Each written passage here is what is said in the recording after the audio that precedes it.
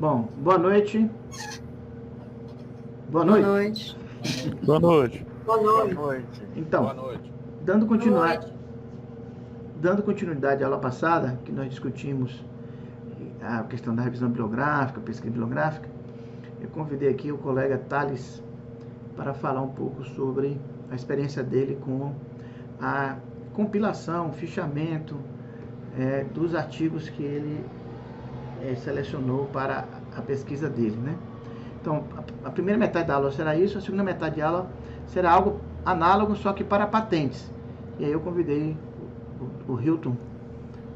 Então, pessoal, o Hilton, para quem chegou um pouquinho atrasado aí, o Hilton é um aluno de doutorado, né? O Thales é aluno de mestrado aqui do Profinit, vocês conhecem, estou orientando ele, eu solicitei ele gentilmente e muito habilmente apresentou aqui para gente, né? E o Hilton é também orientando meu, está fazendo doutorado na Espanha, tá? E ele vai conversar com a gente sobre busca patentária, porque ele acabou de usar o Orbit, tá? Ele conseguiu uma licença temporária lá para usar o Orbit, uma ferramenta que todos vocês têm que ter acesso. Aliás, vocês conseguiram acesso ao Orbit? Conseguiram a senha? Hein, galera? Conseguiram? O pessoal os estudantes do Profinit conseguiu o Orbit? Professor, boa noite, Felipe aqui. No e-mail você pediu para a gente falar com a coordenação, né? Do mestrado do colegiado para falar em relação ao acesso. Eu mandei o e-mail para o colegiado, eles me responderam que eles não tinham nenhuma informação a respeito do acesso à senha no Orbit, não. Você falou com quem? Com a secretária? Fala com o DIB, rapaz. É que eu mandei no colegiado, porque aí os dois têm acesso. Não, escreve pra DIB direto. Aliás, a DIB tá lá no grupo da gente, escreve pra ele. Tá? Ah, então beleza. Olha, Eu vou reencaminhar o e-mail para ele. bota no Zap também, o DIB responde bem o Zap. Tá? Tá bom. Ok? É muito importante vocês terem acesso o mais rápido possível, tá? Inclusive, isso vai fazer parte do anteprojeto de vocês. Vocês têm que ter a pesquisa bibliográfica em artigos e em patentes, tá? Ok, Hilton. Minha apresentação é diferente da anterior no sentido seguinte. Nós não estamos com o acesso ao Orbit por razões que já foram explicitadas. Minha licença foi temporária. A gente está aguardando uma nova permissão para poder estar, talvez, na segunda oportunidade, demonstrando as funcionalidades e as ferramentas do sistema. Eu recomendo a todos os interessados e curiosos no Orbit, que também realmente têm interesse em utilizar a pesquisa, que tomem o curso, né? Existem os cursos. Dentro do próprio Orbit existem tutoriais. A apresentação vai ser mais focada na importância das informações, na metodologia, vamos dizer assim, de busca e nos diversos caminhos possíveis que a gente tem. Não vai dar também para falar de todos, centenas, e os detalhes, como eu disse, eles, para os interessados, não podem ser substituídos. Essa apresentação, é necessário tomar o curso, tomei uns 3 cursos ou 4, tomei repetidamente esses cursos, porque é muita informação para assimilar. Então, essa é uma apresentação, digamos, introdutória para os não iniciados, né? Vou passar aqui. Simplificadamente, a gente pode subdividir os buscadores de patentes em 2 grupos, privados e públicos, porque o campo de patentes ele não é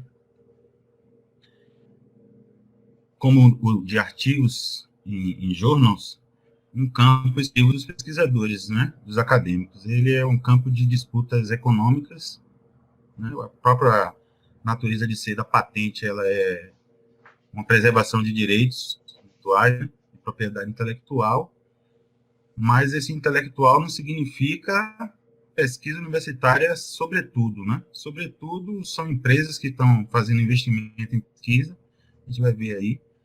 Então, são grupos econômicos, são setores da economia, da engenharia, da química, da biologia, são vários setores da agrotecnologia, biotecnologia.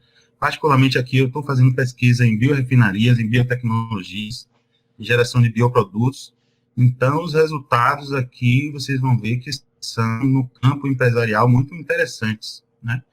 Então, as fontes privadas, né, os grandes investidores nessa, digamos assim, prospecção de patentes, nessas tecnologias de controle, acompanhamento e análise, armazenamento de informações sobre patentes, eles têm digamos assim, uma infraestrutura tecnológica muito forte no ramo privado. Mas o ramo público, né, digamos, as universidades públicas, sobretudo, universidades federais, elas também têm acesso, e aí nesse primeiro slide é só para observar isso. No caso, o SpaceNet, a Scopus, de uma forma geral, praticamente de livre acesso, entre aspas, porque a própria Scopus ou a SpaceNet, para você ter um acesso a isso, você também tem que ter uma vinculação institucional, etc., para você conseguir chegar às informações mais completas. Do lado esquerdo aí, a gente está vendo o tal do Orbit. Vou destacar aqui as 4 principais, digamos, diferenciais do Orbit em relação aos demais buscadores, tanto privados quanto públicos. O Orbit está vinculado a mais de 100 autoridades patentárias de 100 países, em mais de 100 países diferentes. Então, a gente sabe que tem as principais nos Estados Unidos, Europa, no Japão, tem a internacional também. Mas cada país também tem a sua, o Brasil também tem. Então, o Orbit está investindo bastante em ter acesso a todas essas bases e status. Jesus, está escrito com fiz rapidamente aí. E o status legal dessas patentes em 40 países. A gente subdivide, eles subdividem, né? Tá em inglês aí, porque eu peguei no original, né? Uma coleção de documentos agrupados em famílias, né, de patentes. Quando a gente faz pesquisa de patentes, a gente tem essas 2 opções, pesquisar por famílias ou pesquisar de forma desagregada individualmente, por autor, por país, etc. Então, numa primeira, digamos, aproximação, no primeiro approach de pesquisa, a gente faz por família, né, por grupo de áreas de pesquisa, grupo de interesse. E aí, só de famílias, eles têm mais de 55 milhões de famílias de patente, né, de áreas de pesquisa. E aí, dentro dessas famílias é que estão todas as 81 milhões de patentes no banco de dados deles. Então, é um número bem desproporcional, por exemplo, numa determinada pesquisa, o Orbit ofereceu 270 mil resultados, né? E o SpaceNet 10 mil. Então, é bem desproporcional. Ô Hilton. Então, para uma pesquisa... Hilton, volta aí. Volta uma transparência aí. Para voltar? Só aí. Ali no SpaceNet também entra o INPI, né? Também tem, né? Tem. E no Orbit também tem. Tá, o Orbit, ele pega as informações do NPI, mas eu estou dizendo nessa categoria de públicos, ou que não precisa pagar para acessar, ao lado do SpaceNet tem o NPI, tem o próprio Google Patentes também, né? Tem, também. Não está completo aí não, aí é só, digamos assim, uma amostra de alguns. Também o Orbit não é o único privado que existe, existem outros. Só fiz uma divisão assim, citando. E de maneira geral, cada país tem o seu órgão patentário que dá acesso também, não é isso? É isso, só que os públicos não acessam todos esses países, certo? Sim. Eles não têm vinculação porque existe custo para isso também. Claro. Então, não é gratuito isso. Então, há muita gente interessada nisso, mas tem que pagar. Então, por exemplo, uma licença do Orbit para uma universidade aqui na Europa são 5 mil euros anuais. Aqui, a UESC tem uma... Você poder usar. A UNIT tem uma licença que, se eu não me engano, é $2.000 anuais. Está mais barato do que aqui. Eles ofereceram para a gente aqui nesse valor, 5 mil euros, que dá o quê? Mais de R$1.000, né? Dá uns R$31.000, pelo menos. Então, não é barato, não. Correto. Quer dizer, isso é em termos relativos, né? Para empresas pode sair interessante esse valor. Diga. O Senai Cimatec, onde eu estudei, ele tem uma conta, enfim, paga anualmente também o Derwent da Clarivate Analytics. Você conhece? Uhum. E se sim, onde ele se encaixa aí nesse? Se ele é tão abrangente quanto e tal? Eu ouvi falar, não posso fazer uma comparação, mas eu presumo que seja inferior ao poder do Orbit, né? Eu ouvi alguns comentários de alguns especialistas a respeito, mas eles optam pelo Orbit como top de linha nessa, digamos, linhagem de ferramenta de busca. Pronto, beleza. Porque o Orbit também, ele tem três, eu vou passar aqui para o próximo, o Orbit, ele tem algumas modalidades, né? Ele tem uma modalidade básica, depois ele vem com uma modalidade avançada, depois ele vem com uma chamada Intelligence, depois ele vem com outras coisas mais... Você está no slide anterior. Aí.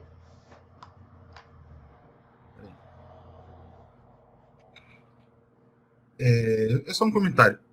Ainda tem a modalidade Platino, né? Essa modalidade Platino para realmente quem está interessado em fazer análise bastante refinada de, digamos, ritmo, velocidade de depósito, é bem mais refinado, tem uma série de dezenas de formas de apresentação de dados. E para acessar essa platina aí, não são esses 5 mil euros, não, é mais. Esses 5 mil é para essa modalidade Intelligence, que envolve prospecção empresarial bem mais avançada do que os buscadores normais.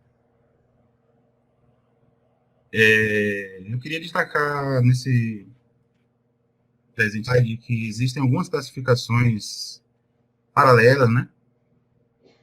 A internacional europeia e a cooperativa são algumas das principais, mas tem uma internacional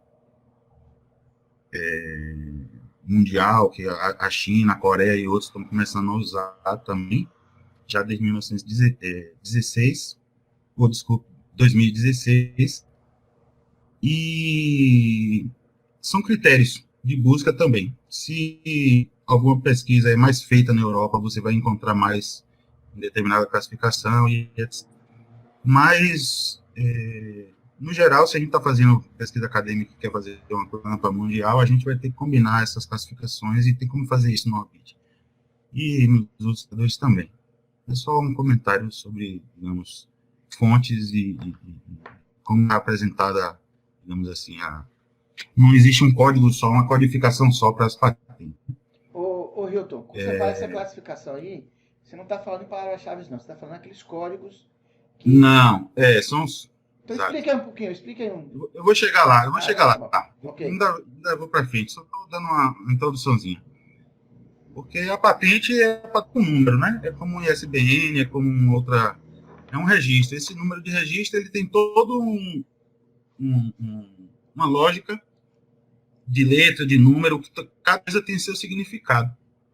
Só que não é só uma só classificação que existe. Se buscar um determinado código em uma classificação, você não vai encontrar na outra o mesmo código. Então, para combinar tudo isso, é que existem também esses dois. Vamos lá. As principais buscas, parecido aí com o que viu na apresentação anterior, a gente pode fazer uma busca por similaridade quando a gente encontra inicialmente assim, duas patentes que nos chamam de interesse para a nossa pesquisa, e a gente pode lançar esses resumos dessas patentes dentro dos sistemas, e eles buscam quais são as outras patentes que têm aspectos similares a essas que nos interessam. E aí ela vai dar um tipo de resultado. Ou citações dessas patentes por outras patentes e vice-versa. No sentido de ida e de volta, essa pesquisa também é possível, a inter-relação entre esses documentos patentários. Por semântica e resumos é também possível, né? Você pode usar trechos, frases, ou usar o próprio resumo em si, inteiro, e ele vai curar todas as patentes interrelacionadas com essas palavras internas desses resumos, o mais simples pesquisa possível, que é usar as palavras soltas, usar as palavras-chave, que também dá resultados correspondentes. Eu separei aqui as 9 mais, digamos, reconhecidas superioridades do Orbit em relação aos concorrentes. Não é propaganda empresarial, é só uma questão de reconhecer o que ele tem realmente de poder de busca, né? Ele tem 35 domínios de tecnologia. O nome das empresas é um nome padrão, isso é também bastante interessante, que exista uma padronização para essa nomenclatura. Os conceitos técnicos também são padronizados, né? Não são palavras, enfim, de uso aleatório, tem uma especificação técnica, isso já vem desde dos escritórios de registro, todas essas coisas. Então, eles preservam muito essa, digamos, padronização, tanto de nomes de entidades, quanto dos textos utilizados, os inventores, os representantes, que é coisa diferente. Às vezes o inventor trabalha para uma empresa, ele figura como inventor, mas ele não é o detentor, nem é o representante da patente. São coisas que a gente pode buscar separadamente ou conjuntamente. Uma coisa interessante é a geolocalização feita por algoritmo de alta precisão que eles têm para fazer o mapeamento mundial de onde estão essas patentes exatamente, né, por data, por país, e é um dos diferenciais. Essa parte de estácio legal a gente chegar já, mas é uma coisa também importante, o que é uma patente depositada, o que é uma patente concedida, o que é contestada, o que tem algum litígio, e o que já não existe mais, aqui já caducou o seu prazo, né? Que está morto. Ele é capaz de fazer as referências mútuas com grande velocidade, né? E com muitas modalidades entre as patentes ou entre os conceitos, assim como a gente viu no Biometrics. E tem uma interface gráfica muito poderosa, muito interessante, de mapas, a gente vai ver aí, eu vou trazer aí pelo menos umas 10 modalidades aí de árvore, de vinculações de ano, e etc. Bom, Rito? Diga. Sim, desculpa aí as interrupções. Eu não sou especialista não em patentes, mas pela minha formação, né, de mestrado em gestão e tecnologia industrial lá no Senai, eu ouvi bastante sobre o assunto, né? Com relação aos conceitos padrão, foi mencionado com alguma frequência que os chineses colocam até, assim, foi dado esse exemplo, né? Colocam até termos similares para que as patentes deles não sejam necessariamente encontradas. E aí, por isso ter acontecido, eles criaram até um novo elemento, né, que seria um resumo traduzido pela empresa, pela quem gerencia a concessão de patentes. Você já ouviu falar nisso? Eu não ouvi, mas é um tipo de eu não vou nem comentar de proteção, moralmente, né? Isso, mas é um tipo de escusa, né? Estratégia. É estratégia evasiva, né? O Hildo, desculpa me interromper aí, só uma observação. Quando você falou aí como a patente ela caduca, na verdade ela entra em domínio público, né? Na verdade ela não morre. Ela só fica disponível para qualquer pessoa. Fica de domínio público, você pode usar essa tecnologia. Entendeu? Só a autoria permanece, não morre, ela só fica de domínio público. Não tem mais restrição. Ela não desaparece, ela fica de, como você falou, caduca no sentido de não ser mais exclusiva de um titular. Pessoal, só tem que pedir desculpa quem não perguntar, quem não fazer intervenção. Então, os que estão calados têm que pedir desculpa, tá certo? Vamos adiante, que a gente tem aí uns 20 páginas ainda pela frente e gastando 2 minutos já viu onde é que vai dar, né?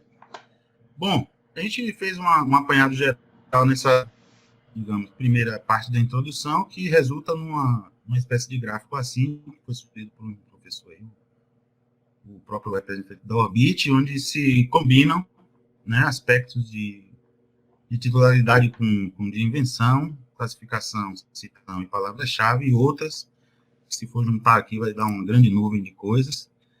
Então, na verdade, quando a gente, tanto na apresentação anterior, pesquisa de patente, a gente tem uma série de filtros que a gente pode usar sucessivos ou simultaneamente. Então, para não haver mais do que já é inevitável algum tipo de viés ou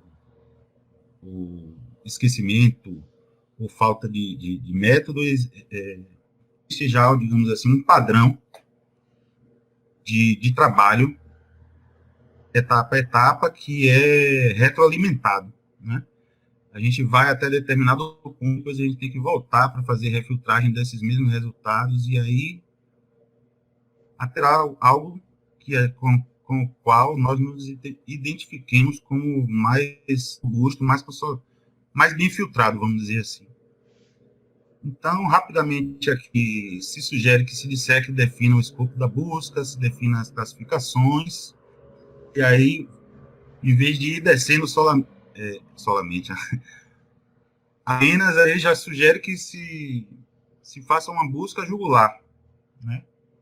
Fazer já uma análise estatística desde quando a gente, na etapa preliminar, né, aquela busca por filhas, etc., a gente já tem uma visão mais ampla antes de refinar mais. Então, é umas coisas que a gente vai fazendo em paralelo. Mas a linha o procedimento linear, depois de definir essas expressões Hilton, e critérios de avaliação. O que é uma busca jugular? É digamos, por um grande setor, né, um setor central, né, de pesquisa. Aí depende digamos, do foco que você queira dar no caso. Se for para pesquisar em Europa, você tem o escritório europeu, por exemplo. Você pode fazer uma busca jugular focando aí. Ou se for na área de química de alimentos, ou de farmacologia, você pode buscar focado nesse segmento e já fazer uma prospecção estatística dentro de um setor mais central para o seu objeto. Ok. Agora faltou você definir essas classificações aí. Define as classificações. Que classificações são essas? Rapidamente.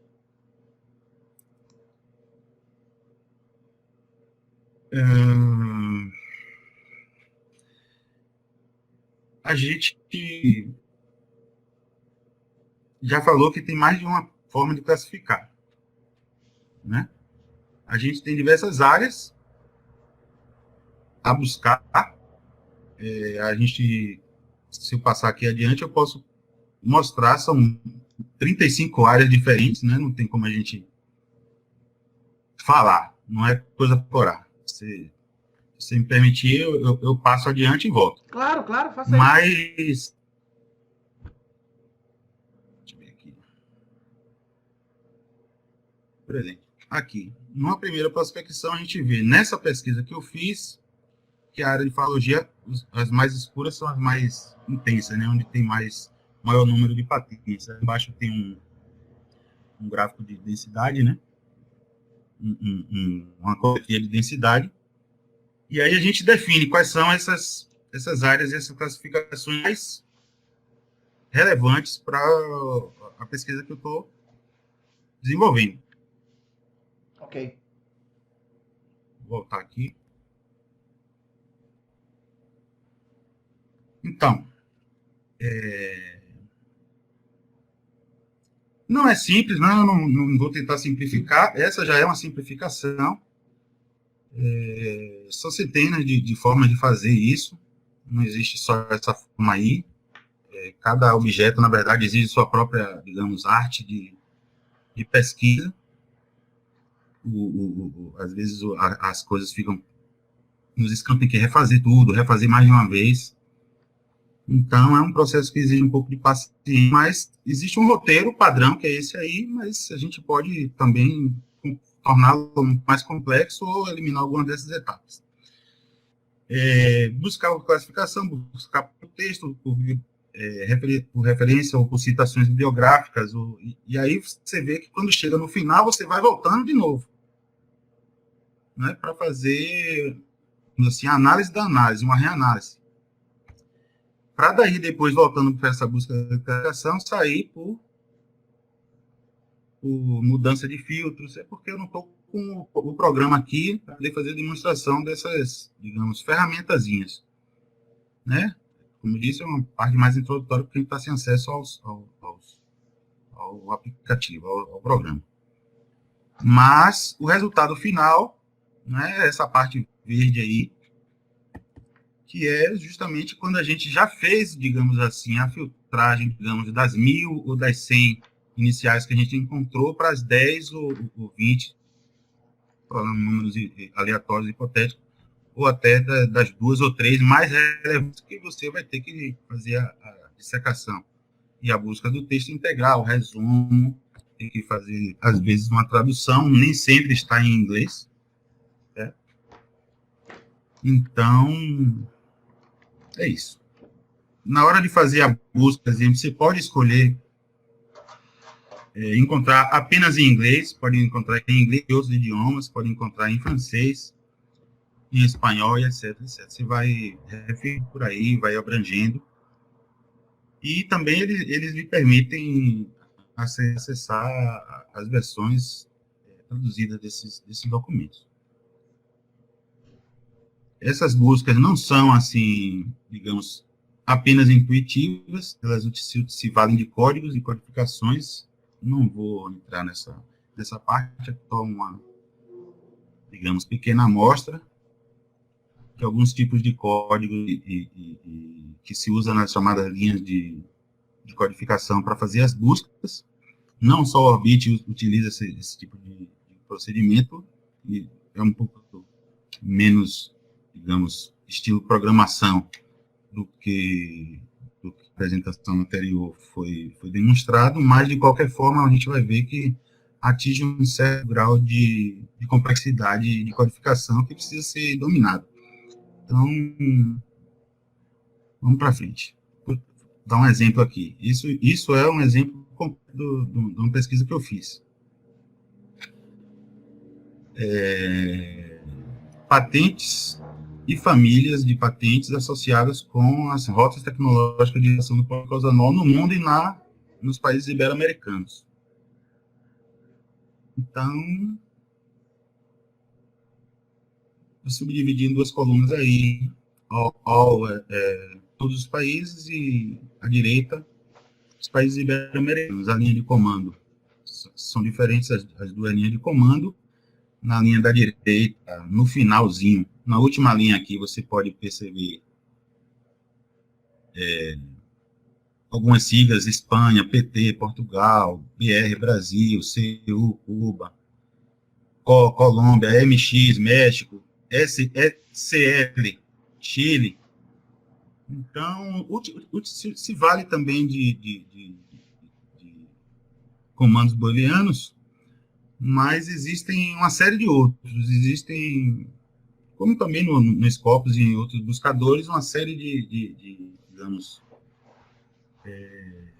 truncamentos e destruncamentos de pesquisa que a gente pode e deve, né, utilizar, excluindo alguma coisa, acrescentando outra, flexibilizando a grafia de algum termo, possibilitando a flexão desse termo nos seus derivados, por exemplo, lucro, lucratividade e etc.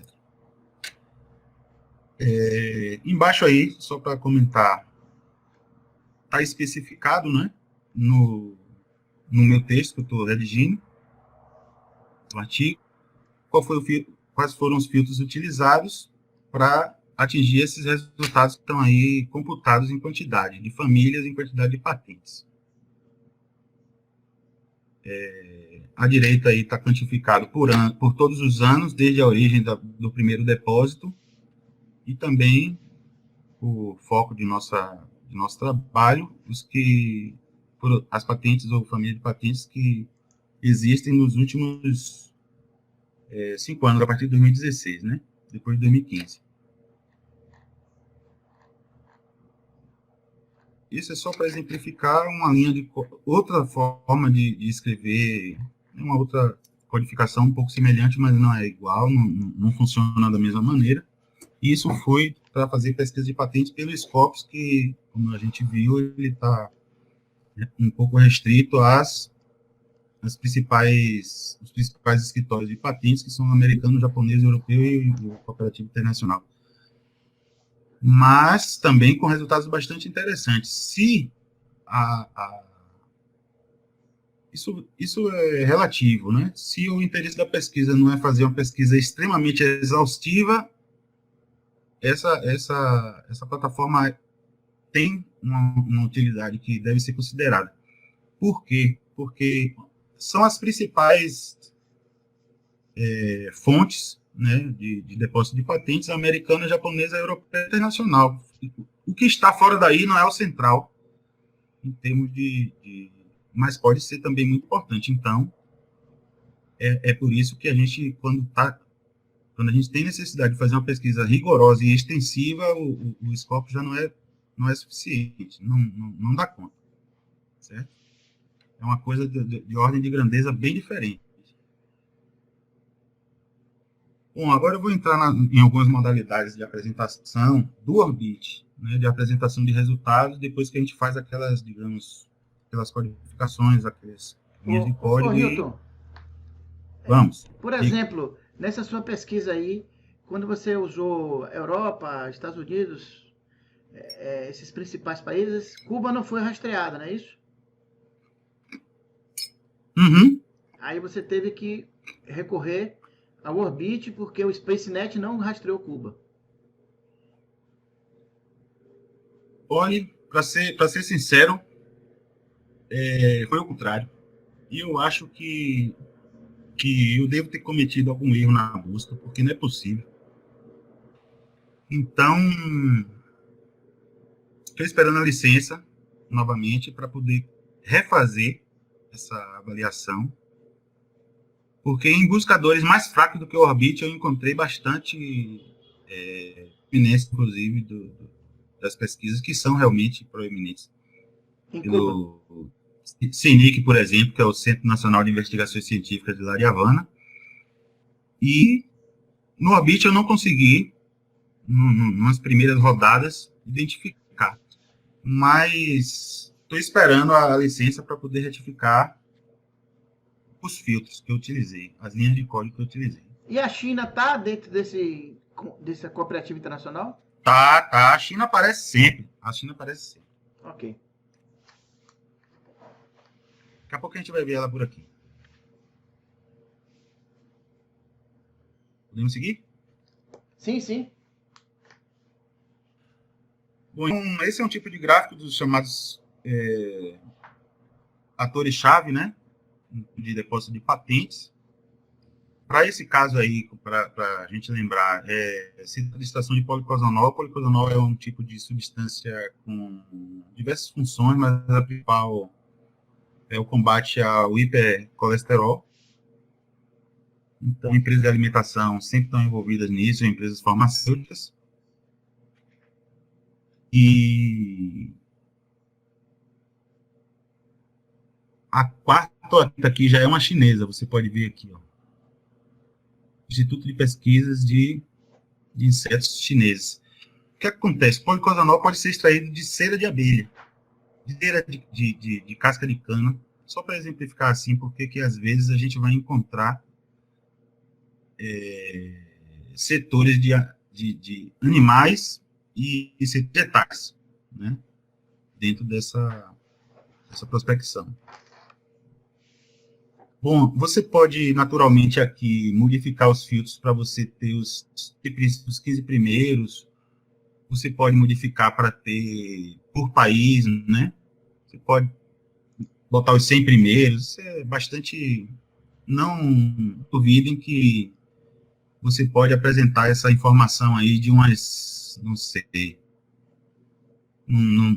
se eu diria 100 maneiras possíveis, mas são muitas. Então aqui, por exemplo, aqui são os mesmos atores, você está vendo a Coca-Cola e tal, ele está dando aqui agora o perfil legal dessas patentes, né? O que está pendente de aprovação, o que já está garantido, o que eles chamam aqui de morta, ou está em outra situação. Então, a L'Oréal e a Coca-Cola aí, por exemplo, vocês veem que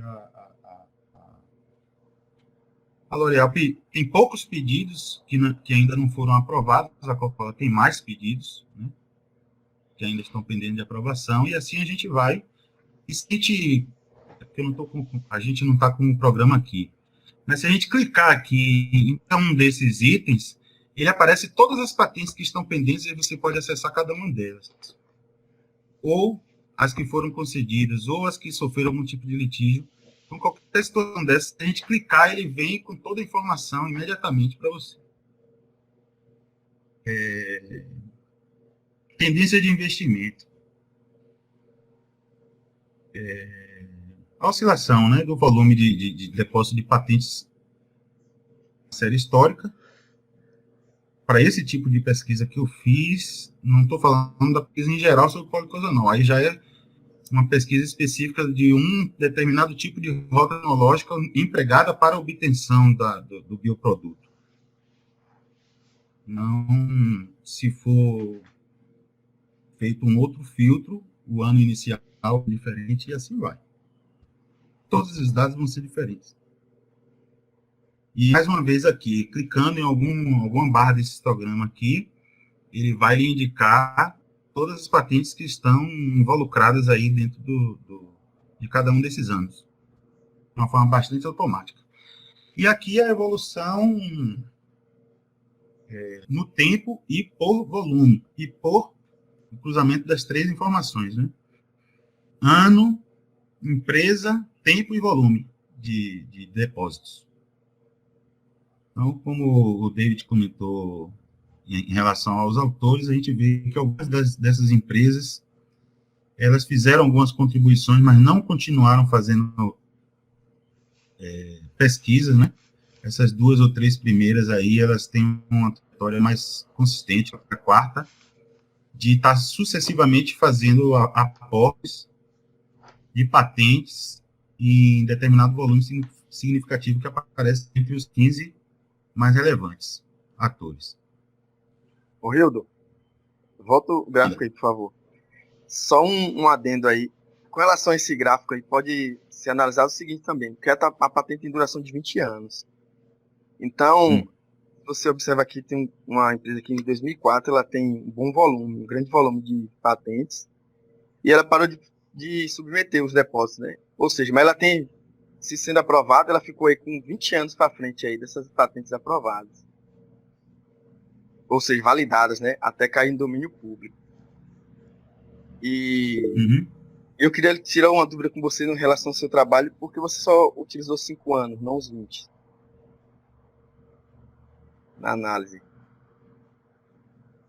Não, eu não só utilizei os 5, não. Aqui, por exemplo, está começando em 2000. Ah, tá. Não, beleza. Eu fiz a pesquisa em dois recortes temporais, que é desde o início do primeiro depósito da patente, determinada pesquisa, digamos, extração supercrítica ou transesterificação para obtenção do policosanol. Desde a primeira patente até a mais recente, esse é um recorte. E o recorte das últimas também é relevante, porque são os que estão, digamos, produzindo nos últimos 5 anos, coisas novas, né? Na fronteira. Farley. Beleza. Rapidinho, Rito. Essa interpretação de Farley, a gente pode também entender que essa empresa não é uma empresa inovadora, né? Ou seja, ela fez uma patente e acabou. Ou fez 2, ou fez 3 e acabou não pesquisando mais, ou seja, ela não inovou, né? A gente pode interpretar que é uma empresa que tem pouca inovação. ou desenvolve pouco produto. É uma análise. É isso, é semelhante ao que você tinha comentado antes. Porém, diga. Cuidado, David, porque a empresa pode ter mudado de estratégia de trabalhar o conhecimento dela. Uma estratégia é patentear. Outra estratégia... Eu ia perguntar isso. E ela pode reaparecer em outros filtros, com outras rotas tecnológicas, que não é essa para a intenção do mesmo produto. Sim, mas... Esse, no caso, seria o mesmo produto? Esse é o mesmo produto, porque, por exemplo, ela pode ter variações de produto. Ok. Não é isso? Pode ter essas variações. É o mesmo. Eu sei, mas eu quero dizer o seguinte. As empresas podem tratar a propriedade industrial não do ponto de vista da patente, mas do ponto de vista do segredo industrial. Tá? Exato. Uhum. Porque quando você cria uma patente, você também está abrindo um flanco, você está passando informação. Tá? Os concorrentes estão sabendo para onde você está apontando, etc. Tem empresas que adotam o segredo industrial. Coca-Cola, ninguém sabe, em tese, qual é a fórmula da Coca-Cola. Tá? Então, é um segredo industrial. Mesma coisa aquela Campari, aquela bebida, né? É uma opção. Tá? Então, não necessariamente é possível, mas não é necessariamente que ela não é inovadora. Ela pode ser até mais inovadora. Tem empresas que apostam tanto na inovação que elas não estão nem preocupadas com segredo industrial, nem com patente, porque ela vai produzindo com uma velocidade absurdamente alta, que ninguém consegue encostar nela, pela velocidade com que ela consegue gerar inovação. Ok. E me permitam repetir aqui o comentário que eu fiz em relação a isso, que é o seguinte, como eu tinha falado aí, a gente está tratando de uma das rotas tecnológicas que eu estou estudando. E existe esse mesmo gráfico com essas empresas ou outras que trabalham com policosanol, com outras rotas. Então, essas comparações vão ser feitas, né? Ela pode ter parado de fazer de uma forma e encontrou uma melhor, e aí ela vai aparecer dando continuidade a essas pesquisas através de um outro caminho. Vou passar aqui. Isso foi comentado no início, eles têm um algoritmo de localização dessas patentes, aparentemente trivial que todas as patentes têm a sua localização, mas não é bem assim. Os especialistas, eles valorizam que esse Orbit tenha um tipo de algoritmo mais avançado para geolocalização de exatamente onde está cada uma das. Então, você clicando aí, você pode aproximar, você clica e ele vai lhe indicar onde está cada patente em cada país, e aí você clicando, você tem acesso a todas elas. Uma por grupo, ou por país, é uma ferramenta bem interessante também para fazer pesquisa, como eu estou fazendo, digamos, em países de uma determinada região, que é a Península Ibérica e os países latinos. Então, eu vou buscando e é bem prático. Ô, Hilton, quando você fala que ele localiza o país, é o país onde ele depositou a patente ou o país... onde a patente está registrada. Está registrado, ok. Não é o país onde a empresa gerou o conhecimento ou a sede jurídica da empresa. Não, aí é uma grande confusão mundial. Aí o que vale é onde ela está valendo, onde está registrada. Isso, ok. E aí, inclusive, isso gera muita duplicidade, né? Porque a patente tem que ser depositada em todos os países que ela quiser defender, né? Exatamente. Um dos problemas da minha análise aqui, a propósito, eu estou pesquisando o avanço dessas pesquisas dentro do contexto dos países ibero-americanos, mas existe pesquisadores brasileiros, por exemplo, que estão publicando suas coisas e suas patentes fora. Né? Ele pode publicar uma coisa lá no Japão, na Europa, nos Estados Unidos. Então vai aparecer lá. É diferente. Aí a gente, quando chega lá, a gente vai pesquisar autor, origem, aí é um outro tipo de filtro que tem que ser feito. O que está registrado no Brasil não significa que são todas as patentes que os pesquisadores brasileiros têm. Não é assim.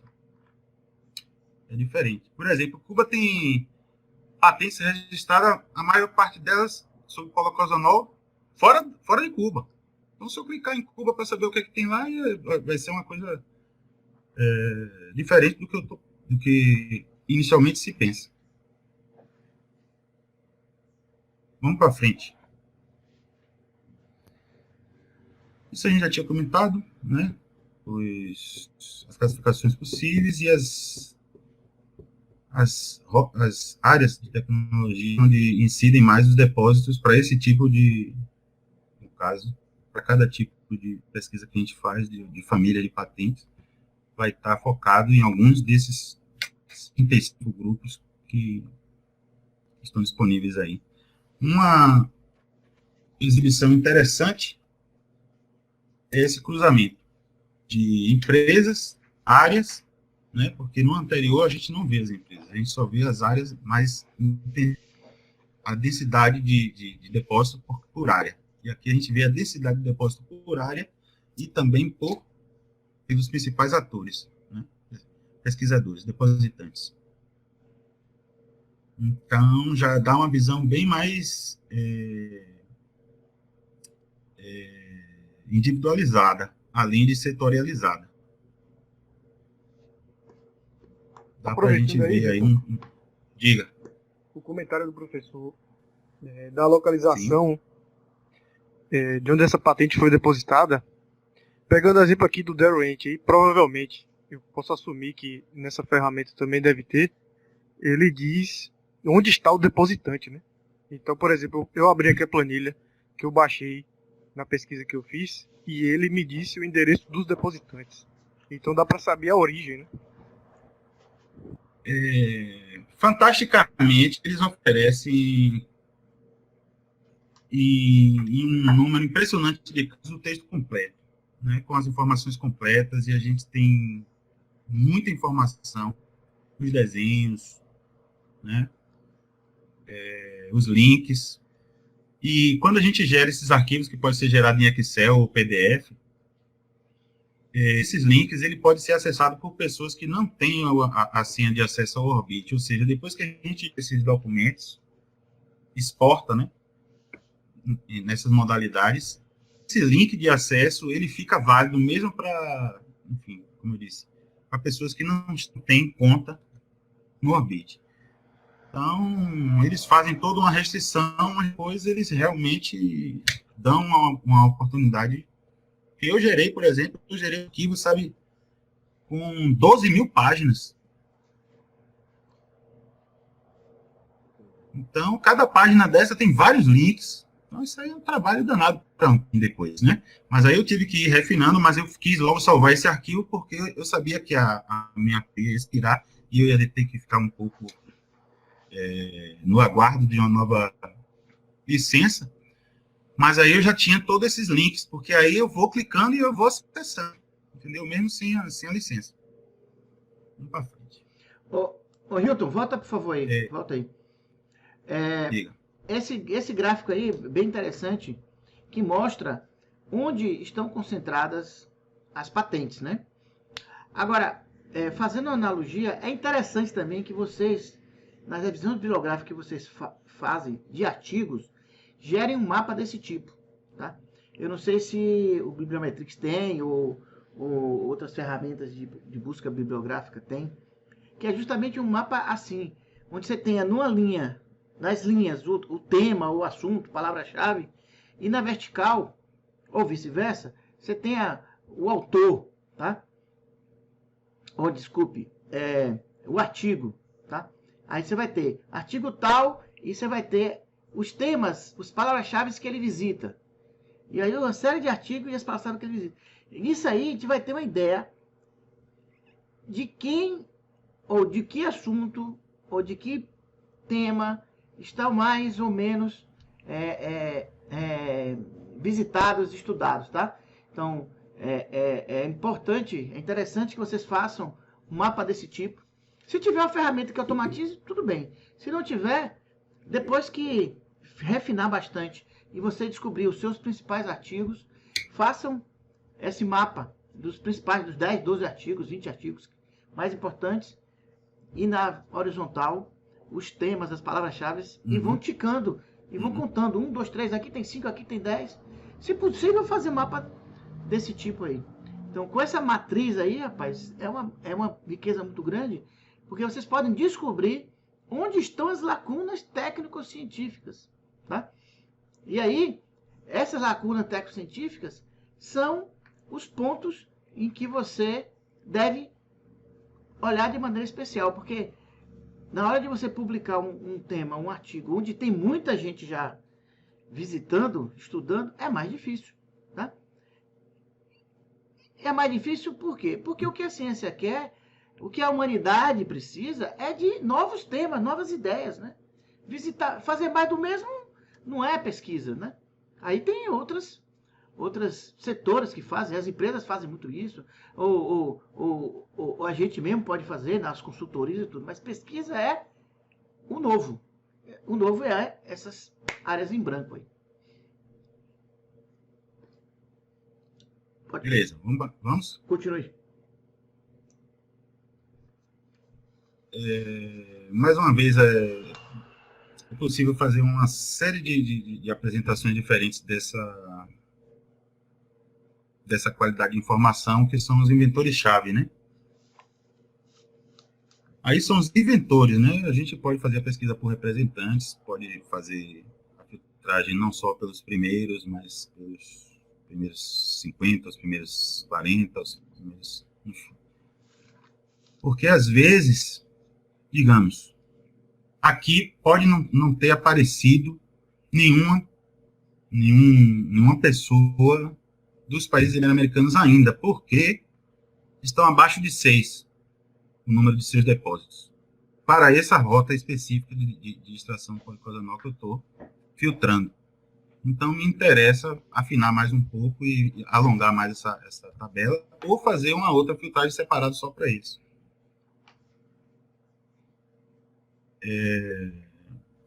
Enfim, só como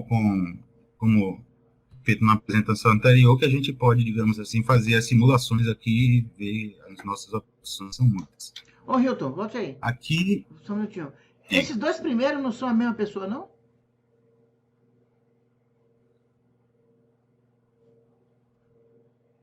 Tá escrito... Parece que é. Só tem eu não... Só tem uma vírgula diferente aí, né? E ele repete também na terceira, quarta, quinta posição. Uhum. Se isso é verdade, esse cara tá patenteando demais da conta, viu? Verdade. Beleza. Então isso aí já é uma coisa pra vocês ficarem alertas, tá? Pode ser que, como ele usou nomes diferentes na hora de registrar, uma vírgula a mais, um D a mais, alguma coisa, já dá um nome diferente. Hein? Eu vou apurar isso aí. O Khaled, essa questão aí pode acontecer porque ele pode ter depositado por uma empresa, porque ele é o inventor, né? Ele está como inventor, mas ele pode ter... Quem depositou foi alguma empresa, ele prestou esse serviço ou trabalhou em alguma empresa, por isso está constando 2 nomes aí. Pode ser que ele fez esse depósito por empresas diferentes. Não. Aí acontece... Não, aqui eu acho que não é isso não. Aqui é porque ele registrou com o nome Indra, Prakash, com vírgula, sem vírgula, na primeira ordem, invertendo a ordem, aí o software identificou pessoas Pode ser diferentes. também um bug de erro aí também. Não, eu acho que é mais por isso, que quando foi registrar mesmo, botou o Indra na frente, depois o Prakash e vice-versa. E aí, botou a vírgula, não botou vírgula. Pode ser como a informação é compilada em cada país, né? Cada tipo de patente por país. Pode ser também. Pode ser também. Vou apurar e dou notícias. Beleza. Bom, aqui são as codificações.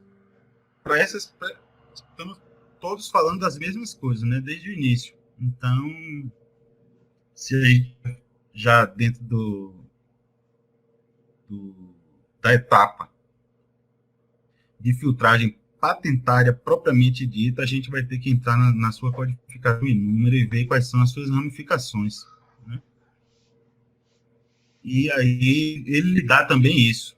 E lhe dá por intensidade de aparição. Então você aí já, no caso, tem acesso a toda a classificação, e aí, no caso, se você já tiver essa numeração, você já pode fazer uma pesquisa com essa numeração. Essa numeração é um resultado final que torna-se como retroalimentável. Um novo ponto de partida para você, se quiser, seguir aprofundando quais são as patentes relacionadas com a patente específica com o número que você... Com esse código, né? Com esse código, Fazendo uma analogia grosseira, isso seria o equivalente à palavra-chave. Mas aí dentro tem muita palavra-chave, tem muita coisa aí dentro. Sim, eu sei. Eu tô dizendo só de cada código desse. Eu sei. Essa classificação aí, Khalid, é como se fosse Aí é como se é o título de um livro. Aí vai usar esse título como uma palavra-chave. Alguma coisa assim. Não, eu sei, eu só querendo... É o DOI. O DOI de um artigo, isso aí é o da patente. Isso. Não é o DOI, não. Não é o DOI, não. Não. O DOI é número de identidade. Cada artigo não tem um DOI. Isso aí seria equivalente ao CEP de uma rua. Isso. É uma classificação tecnológica. Não, só para fazer uma analogia para quem nunca viu uma patente, nunca trabalhou com a patente, vê só isso que você falou, Hilton. Você faz toda a pesquisa usando as palavras-chave, usando assuntos, autores, empresas e tal. Aí no final você vai encontrar esses códigos. Se você não souber do início já, com esses códigos, exatamente, você retroalimenta o sistema e faz nova pesquisa. Porque possa ser que no início alguma coisa ficou de fora. Né? Com certeza. Tá? Então, agora isso não tem fim, né? Não tem fim. Quase não tem fim. Não, em algum momento você vai ter que parar, mas é para você checar se nada ficou fora. Porque possa ser que uma dessas patentes seja muito importante, mas porque o cara, quando registrou, não usou as palavras-chave, ou usou um termo lá diferente, mas com código, você rastreia ela. Essa família de patentes, né? Na verdade, não é uma patente. Rastreia, sim. Rastrear, né? Você tem uma Porque família. A gente vai intuitivamente escolhendo por classes, por áreas, mas depois, no final, isso vai estar tudo codificado, e aí, depois, com esse código, é que você retorna para conferir. Ok. A última coisa é a inter-relação de dependência dos principais depositantes. Né? Que uma patente usou uma outra patente para chegar no resultado e assim vai. Isso, às vezes, não cabe. Né? Isso, às vezes, se espalha. No caso dessa pesquisa, coube aí, mas mesmo assim está um pouco ilegível. Mas tem outras que tem muito mais atores e inter-relações. Então, fica um pouco poluído. Então, você pode aproximar, né? Você pode fazer um zoom em determinado segmento, digamos, determinada árvore de interesse, essa aqui superior à esquerda, por exemplo, a gente pode puxar ela aqui, dar um zoom nela e ver o que é que ela realmente tem. E aí, depois você pode ir montando por partes, porque não cabe dentro, às vezes, de uma redação única. Mas é bom, às vezes, a gente ter uma visão de conjunto, assim. E essas distâncias também, elas não estão aí por acaso, como o Voz-Via também. Ele apresenta as distâncias com uma certa estatística lógica do que é que está próximo de quê, em termos de tecnológico. Né? Das famílias. Bom, quando o Orbit estiver disponível, quem sabe a gente fazer um tipo de apresentação mais operativa. Obrigado aí pela atenção de vocês. Não, achei ótimo, é isso mesmo, a ideia é essa mesmo. Agora, pessoal, repare, a questão operativa, como o Hilton disse, eu até mandei para vocês um e-mail com os videozinhos, com os links do Orbit, não mandei? Vocês receberam? Alô? Sim. Pois é. Sim, professor. Tá. Então, aí vocês estudem por ali, aprendam a trabalhar ali, e a própria apresentação, que também está lá no repositório da disciplina, também tem lá umas lâminas, uns slides. A lógica, como o Hilton falou, é parecida com a lógica da busca, e com alguma especificidade, evidentemente, com esse caso do código aí da patente. Tá? Agora, Hilton, uma pergunta aqui. Você, depois dessa busca, desse esforço aí que você fez, você encontrou algo realmente diferente do que você esperava? Algo lhe surpreendeu?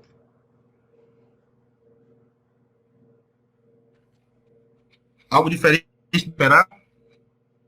Não, porque você já vem pesquisando. Falhou um pouco. Você já vem pesquisando, né? Pela internet, pelos artigos e etc. E aí você fez a busca patentária, né?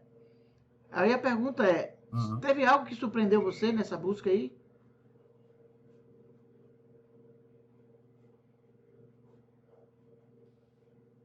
Olha, eu não saberia responder essa pergunta, porque... Vou dizer por quê. Sendo bem sincero, eu fiz 2 pesquisas simultâneas, e cada uma, por exemplo, essa tem 8... Tudo isso aí que eu mostrei é apenas uma das 8 pesquisas de um mesmo estudo. Então, o volume de informações que eu estou manejando é tão, assim, tá tão grande que eu fico contente quando eu encontro algumas coisas que eu vou reconhecendo, assim vai, porque são muitas coisas. Então, eu reconheço alguns padrões e etc. Assim, por exemplo, como eu comentei, essa parte de indústria de alimentos, indústria farmacêutica, parte de insetos, a parte de vegetais e tal, eu vou reconhecendo e vou vendo que estamos dentro de um caminho coerente. Mas, assim, me surpreende, por exemplo, a Coca-Cola. O que a Coca-Cola tem a ver com policosanol? Mas é uma das principais. Eu não esperava isso. Então, você acabou de dizer que você... A Coca-Cola domina o mundo inteiro na pesquisa de policosanol. Isso é uma coisa que eu não esperava. Pois é. Então, você acabou de dizer que ficou surpreso. A L'Oréal, ainda porque é cosmético e etc., porque geralmente também se utiliza no tratamento, inclusive para perda de cabelo, papel e outras coisas. Restauração de tecido, etc., é útil também. Mas é mais para combater o colesterol. Quando a gente pesquisa o policosanol na literatura de artigos, a gente vê que ele é um potente anti-hipercolesterêmico. Né? Essa é uma das suas principais funções. Ela não está, né? A indústria farmacêutica, ela não está no topo dessa lista. Certo? Quem está no topo dessa lista é a indústria de cosméticos e de alimentos. Será que é porque as patentes já caíram? Já está em domínio público, que era... Isso é... A indústria farmacêutica? Isso é eu ainda não cheguei nas conclusões. Minha intuição é que é uma questão de comercial. O pessoal está gastando mais dinheiro. Está gastando menos dinheiro para combater o colesterol do que para consumir os produtos da L'Oréal e da Coca-Cola. Por aí. Mas não esqueça que Coca-Cola é uma holding que trabalha com vários produtos alimentícios, tá? Sim, é verdade. Você associa sempre a bebida, ao refrigerante, mas é uma indústria enorme, de vários ramos de alimentos, tá? Ok. E aí, pessoal? Perguntas? Dúvidas?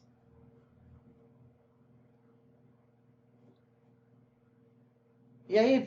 Professor, posso colocar uma dúvida não, mas um pedido. Fala. A gente vai ter um períodozinho para treinar o Orbit. Depois de um certo tempo, a gente poderia trazer Hilton de novo ou algum dos meninos para poder a gente tirar dúvidas básicas, porque a gente só vai conseguir, eu particularmente, só vou conseguir ter mais dúvidas quando eu tiver mais afinidade com o Orbit. Olha, eu já separei. Eu acho difícil trazer o Hilton que está na Espanha e está sendo proibido viajar agora. Virtualmente. Sim, só depende deles, claro. A intenção de trazer eles aqui também é isso. Fazer com que a gente crie uma rede de solidariedade aí, um ajudando o outro ajudando um, e vai, e avance. Como também... Ô, professor. Oi. Como a minha falou, eu me ponho à disposição de poder ajudar aí. Eu não sou expert no Orbit, mas eu trabalhei no mestrado com o Orbit para fazer algum levantamento de dados. E vamos dizer que tenho alguma experiência. Inclusive, eu tenho até acesso a ele até hoje. Aí. Abri ele aqui no instante. O Farley foi aluno de mestrado aqui nosso, defendeu. Mora aqui pertinho em Ilhéus. Mas aí a distância tanto faz agora de ter pandemia, né? Pode estar na Espanha, Ilhéus, a distância é a mesma. Falando nisso, que horas são aí, Hilton? Aí, Hilton. Aqui são 2h29. 2h29, obrigada, 2h29. Viu? Aí tem esse dia. Por isso que eu tô aqui. Alguma dúvida, me chama no privado tomando aí. minha aguinha aqui para não ficar com sono. Inclusive. Oi. Eu vou depois falar contigo, então, algumas até orientação assim, de melhores bases de pesquisa, ou melhores vídeos, porque eu tenho alguns que eu selecionei para poder parar e aos poucos aprender, porque eu sei que essa nomenclatura e classificação é bem, pelo que Hilton falou também, é bem intenso, né? Depende muito também do seu segmento, né? Na verdade. Em relação à operacionalização do sistema, ele não é muito difícil, não. A questão é essa questão da lógica dos operadores booleanos e essa classificação das patentes, né? Como é que você quer filtrar isso aí? Mas é tranquilo. Senta uma hora aí, web ou marca um momento. Já está marcado aí. Comentário provocativo aí, positivo. Comentário provocativo positivo aí para quem ainda não manuseou. É que na primeira semana, assim, quando a gente toma contato com as possibilidades gráficas e, por exemplo, vocês estão vendo aí a de áreas tecnológicas, né? Em todas essas opções, se você clicar em qualquer uma delas aqui, ela aparece todas as informações de todos os autores, depositantes, estado legal. Está tudo involucrado aí, está tudo interrelacionado. Então, eu fiquei assim impressionado com a rapidez, a velocidade, Entrei aqui, loguei. Mas é do Orbis. E qual é? Na época do mestrado. É porque, Hilton, todos os alunos do mestrado Profinit no Brasil todo, foi feito um acordo com a Quest e eles têm acesso ao Orbit. Eu não sei se é a versão Platino, mas é uma versão bem alta. Talvez aquela Intelligence, tá? Então, Intelligence. Não me pergunte porque não cortaram minha licença, mas tenho acesso até hoje. Pronto, aí, ó. Ó o canal, Hilton. Ó o canal.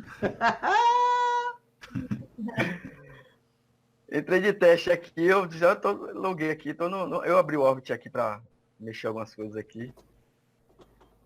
Mas beleza. Ok. E aí, pessoal, alguma dúvida aí? Algum questionamento? Professor, essa pesquisa que o senhor está ensinando, a gente vai ter um tempo para apreender, né? Além de tomar conhecimento, porque é muito novo. Você fala do banco de patentes? Eu falo de tudo, desde o... Você perguntou, Lilian. Vocês não fizeram o curso do site periódico da CAPES? Sim. Pois é. Yes. A lógica de pesquisa é semelhante. Vocês podem fazer uma pesquisa, por exemplo, no NPI. Vamos pegar só o brasileiro, só o Brasil aqui. Você entra no NPI e faz lá uma busca usando aqueles conectivos booleanos, I, ou tal, como vocês fizeram na pesquisa bibliográfica do site periódico. É só para você ter uma ideia, uma noção. Vocês vão ter uma disciplina específica sobre isso, chamada prospecção tecnológica. Tá certo. Então, o que nós estamos trazendo aqui, que o Hilton trouxe, realmente é uma coisa que não é necessário para a disciplina metodologia da pesquisa. Tá? Na pesquisa, inclusive, a aula de hoje tem lá, vocês vão ver que está lá umas transparências, uns diapositivos, com as telas do NPI, como fazer pesquisa. É aquilo que você precisa começar a se inteirar, começar a ficar íntimo disso, tá? E ao mesmo tempo que vão procurar ter a licença do Orbit, fazer os cursos, mas logo vocês vão precisar estar voando no Orbit, tá? Lembre-se, o trabalho de mestrado de vocês, quais são as linhas de pesquisa do Profinit? Hein, galera? Quais são as linhas? Inovação tecnológica, propriedade industrial. O que mais? Quer dizer, propriedade intelectual, empreendedorismo. Sim, o que mais? Prospecção tecnológica. Transferência de tecnologia. Prospecção tecnológica e transferência de tecnologia. Então, vamos lá. 5 grandes áreas. Propriedade intelectual, ou propriedade industrial, como queira. Transferência de tecnologia. Transferência de tecnologia. Prospecção tecnológica. Essas 3 primeiras, vocês precisam fazer busca patentária. Não existe transferência de tecnologia sem saber o que é hoje. Não existe propriedade intelectual que pode ou não optar por fazer patente, mas tem que estar lá. Tá? Você vai depositar a patente, você tem que ver se não tem anterioridade, se não tem algo parecido. E a prospecção tecnológica, quais são as rotas tecnológicas. A outra área, inovação. Também tem muito a ver. E qual foi a quinta que a gente lembrou aí? Empreendedorismo. Tá? Talvez aqui não tenha assim, a relação mais direta, seja a questão do empreendedorismo, que não passa necessariamente pela busca patentária, etc. Pode ter outras formas de você empreender, que não seja buscar esse registro por patente, pode ser por software, ou pode ser por outras razões. Tá? Mas, de 5 áreas, 4 estão intrinsecamente ligados com a busca patentária. Tá? Então, é importante que vocês se ambientem. Repito, inicialmente vai lá no NPI, busca as patentes das áreas que vocês trabalham. Na educação, tem o quê? Na área de produção de fármacos, tem o quê? Enfim, nas áreas que vocês estão se propondo. Tá? Mas com certeza, quando chegar a prospecção tecnológica, vocês vão ter que estar comendo com farinha. Tá? Não é isso aí? Fala que já passou por isso. Felipe não, Thales também passou por isso. Não é isso aí? Isso mesmo. Eu queria fazer um comentário adicional. Comente. Depois do teu escrito, professor. Tanto em relação à busca de patentes quanto de artigos, interessante quando a gente inicialmente faz os testes de busca para ver se a gente está utilizando os termos adequados, se os termos são relevantes para o tipo de pesquisa que a gente está fazendo. Tem duas situações um pouco engraçadas. Uma, quando a gente encontra muito resultado, um volume enorme, massivo de resultados, milhares e milhares, que é impossível processar adequadamente, a gente tem que afunilar mais um pouco para poder conseguir manejar até o final. Isso pode indicar também que a gente não está delimitando bem o tema. Mas quando a gente consegue realmente delimitar o tema pela literatura, ou pelo seu escopo, né, de investigação, e faz o teste de busca nos artigos e nas patentes e encontra pouquíssimos resultados, isso também pode estar indicando que você afunilou demais, ou pode indicando que você está no caminho certíssimo de encontrar uma fronteira onde existem ainda poucos resultados disponíveis. Certo? Você pode estar realmente atingindo uma fronteira. Exato. Está na fronteira. Perfeito. Exatamente isso. Aliás, isso eu sempre falo, quando vocês encontrarem pouco artigo, pouca patente na área, é aí que a gente tem que mergulhar, porque é aí que está uma possível baú de ouro, né?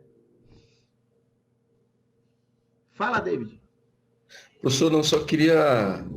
Já tem muito tempo que eu não vejo o Hilton e a internet nos possibilitou a gente se ver. Então eu queria parabenizá-lo pela apresentação, dizer que nós aqui no Brasil estamos com saudade dele, porque quando ele foi para a Espanha, ele me convidou para a gente tomar uma cerveja e disse que tinha reservado o local. Eu cheguei lá, o negócio estava com tanta gente e ele não tinha reservado o local, não tinha nada. Eu fiquei em pé aguardando, aí tive que ir para um outro local do lado. E meu celular descarregou, a gente não se viu nessa despedida. Então eu queria parabenizar. Foi no Outback. Parabenizar pelo trabalho. Nós que somos, talvez, desses alunos que estão aqui, assim, os mais antigos, né, os mais, assim, que já tem um bom tempo, nós estamos há quase, no meu caso específico, mais de 6 anos sobre a sua orientação, então, revê-lo... 6 anos? Porque eu comecei em 2016, né? 2016. Que 6 anos é esse, rapaz? Há 4 anos, 4 anos. 2016, Tá me envelhecendo, moço? Então, assim, nós estamos assim, continuando desde o mestrado nessa pesquisa, né, nesse sonho da pesquisa sobre refinaria, de a gente ver uma região do sul da Bahia com uma perspectiva diferente. Então, vê-lo fazendo a apresentação é sempre um motivo de alegria, de orgulho, e está contribuindo, porque sempre, quando nós começamos naquele início, lá no Cimatec, que era de casar as pesquisas, né, então acho que a gente, inclusive, tem que voltar a conversar para a gente construir esse casamento dos estudos relacionados à refinaria, para também, inclusive, a gente, você já fez o primeiro chamado, eu queria reforçar, né, sobre essa perspectiva de que alguns alunos que queiram estudar sobre refinaria poder ingressar nesse time nosso. Isso, inclusive... Vou provocar a Farley aqui. Provoque, Rio. Está se bandeando para o lado da administração, mas as biorefinarias são justamente as biorefinarias de pequeno porte, ou seja, é pouca gente e pouco equipamento produzindo produtos de alto valor agregado. Então, o que acontece? Normalmente, principalmente na Bahia, a gente tem, às vezes, acesso à tecnologia e possibilidade de realizar isso na prática, mas não tem mínima, digamos assim, organização empresarial ou percepção empreendedora para poder realmente tocar essa linha de mini industrialização da coisa, né? O Carlos já falou aí mais uma vez no passado que ainda não estamos maduros para desenvolver certas coisas, que ainda precisamos ter um espírito mesmo de gestão para poder tocar um projeto desse tipo. Então é muito difícil, é muito fácil fazer uma indústria consolidada.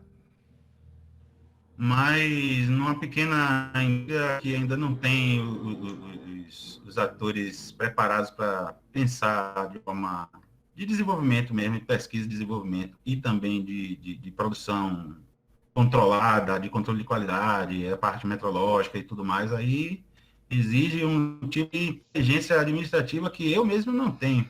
Não sabemos como fazer ainda. Verdade. Uma boa proposta. Pô, depois a gente vai trocar uma ideia aí. Isso, vamos conversar. Agora, tem pessoas interessadas, por exemplo, tem o Vinícius, não sei se está ainda aí, ele estava aqui no início, acho que ele teve que sair. O Vinícius é aluno de mestrado nosso aqui no Profinit, ele vai fazer qualificação esse mês, agora em agosto.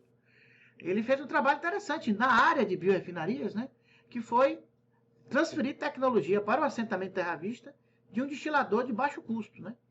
A gente desenvolveu, junto com a orientação da professora Catiane também aqui, e o Teodoro Pires, seu amigo, Hilton, a gente desenvolveu um destilador de baixo custo, tá? Um destilador para fazer o que ele se propõe, custa em torno de R$5.000. A gente conseguiu desenvolver um equipamento que custa R$800. Tá? Agora, na verdade, é o quê? É uma panela de pressão com uma serpentina que condensa o líquido, o extrato, o óleo que sai do que você colocar lá dentro da panela de pressão. Grosso modo é isso. Mas tem toda uma preparação, tem todo um cuidado. Inclusive, a gente fez a transferência de tecnologia para as mulheres lá do assentamento. E hoje elas já operam o sistema sem a nossa supervisão. Já estão vendendo óleo de casca de limão, óleo de pitanga, óleo de lírio. Assim, custa um frasquinho de 10 ml, custa R$60, R$100, dependendo do óleo. E eu estou falando isso de um sistema com baixa tecnologia, né? Porque a pureza não é tão alta assim. Né? É um óleo válido para fazer cosmético, por exemplo. Com certeza não vale para fármaco. Mas se a gente colocar uma biorefinaria para chegar para fármaco, aí você pode multiplicar por 10 ou 20 vezes o valor disso aí. E não aumenta tanto assim o custo operacional, tá? Aumenta, claro, que vai purificar mais, mas não é tão grande assim, não. Então, fica o convite aí. Agora, se vocês já estão definidos, não tem problema nenhum. Agora, fiquem atentos. Novas pessoas que vocês conhecem, pessoas que queiram fazer mestrado no ano que vem, no aqui com a gente no Profinit, mande nos procurar para poder a pessoa já começar a pensar nisso aí, porque a gente vai precisar de mais gente, tá? A região precisa de mais gente mesmo. E a gente tem que começar, acredito eu, no Profinit, a sair da fronteira nossa de fazer diagnóstico do que já existe. É muito importante os diagnósticos, todos os temas são super relevantes que vocês estão estudando, estudar a empresa júnior, estudar o NIT, estudar os casos que existem na região, as empresas que existem, as empresas de Ilhéus, de Itabuna na região, é super importante tudo isso, não estou negando. Mas em um momento isso vai saturar, não vai ter mais o que fazer de diagnóstico, a gente vai ter que fazer o prognóstico. E esse prognóstico é justamente isso. Como é que a gente do Profinit pode apoiar os empreendedores, pode apoiar as novas iniciativas para sim fazer inovação, tá? Porque até agora nós estamos entendendo o que está acontecendo. E aí é uma oportunidade já de acelerar esse processo aí, de passar para a segunda fase das proposições, das prospecções tecnológicas, dos prognósticos e da gente colocar essa região de fato num lugar que ela merece, num lugar que ela tem que despontar no mundo, até porque é uma das poucas áreas do planeta, isso aí a gente não valoriza suficientemente.